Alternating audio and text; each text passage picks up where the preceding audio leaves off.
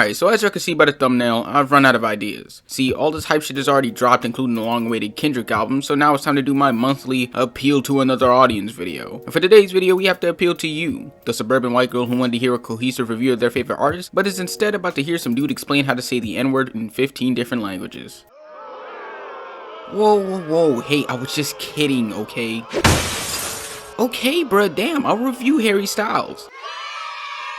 Shit, annoying as hell. But yeah, so Harry Styles, the One Direction turned solo pop star, has returned with his latest project, Harry's House, being a mix of funk, pop, and somber sounds to make for quite an alright album.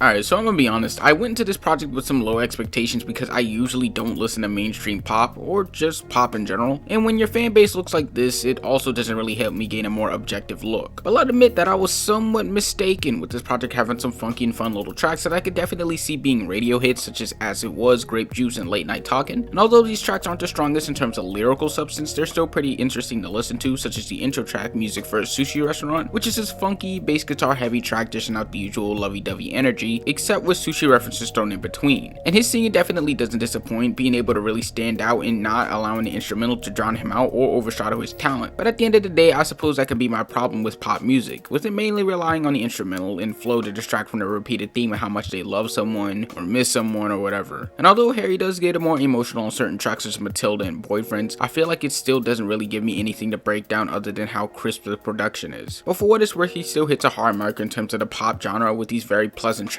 that, while it doesn't break any boundaries, still pushes towards the highest mark those boundaries can hit musically without challenging the listener or trying to be experimental. But as for the production, as stated before, it was very crisp and clear, with some of these tracks having a different sense of flavor and flow, either being very upbeat and energetic or very down to earth and relaxed. If there's one thing I picked up throughout this album, is the use of the bass guitar, definitely seeming to not go unnoticed throughout this project, which I did enjoy. But trying to break down the generic pop sound can be a bit difficult with how repetitive it can be, really seeming like it can be dragged out or dull, but not really bringing anything else to the table to really catch my attention other than it's alright. But for what it's worth, I did enjoy the more high energy tracks such as It Was and Daydreamin' being something that I can definitely see being a hit amongst the masses, with Daydreamin' really carrying that funk pop sound that can really be catchy alongside an even catchier flow and chorus that all comes together nicely. But I guess if there's another thing I'd like to note is how throughout not just this project but in all three of his albums he has not one feature. And while it is still impressive for him to carry his discography like that for 5 years now, I still would have liked to hear a feature on this project, with a couple of tracks seeming like it could have been nice to hear someone else on it as well. Though it isn't exactly an issue because regardless, Harry still does a pretty good job by himself.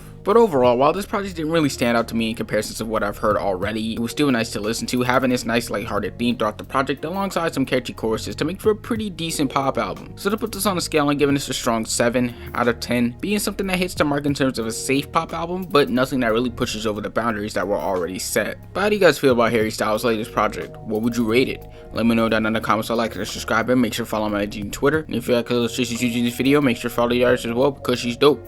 And on that note, I'll see you on Monday when I attempt to get One Direction back together. Peace. Go ahead.